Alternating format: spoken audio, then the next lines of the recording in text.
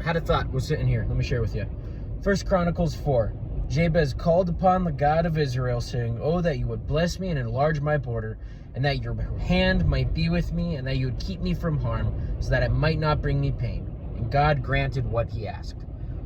That sticks out to me, because if you're reading Chronicles, there are so many names getting thrown around, and not a lot of dialogue right out the gate. That is like one of the first bits of dialogue right there. And it's this person asking God, "Hey, would you bless me?" It's Jabez saying, "Hey, God, would you bless me? Would you expand my border? Would you keep me from harm?" And God granted what he asked. It was so important to include that and all the dialogue going on right there. And that's what made it catch my eye, right? That's why it was just stuck out to me. But it says in the Bible, you do not get because you do not ask, right? You don't receive because you don't ask. Or you ask selfishly, right? And that kind of ties into what's going on here. God wanted to bless Jabez, and Jabez asked, okay? God's will was to bless Jabez. God's will for a lot of us, when we are following him and we are righteous, is to bless us, believe it or not, right? We have a lot of times we're like, "I'm suffering from Christ."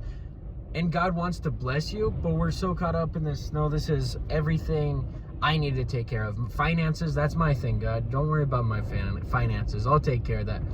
Invite God into those things, okay? Not just finances, health, whatever it is.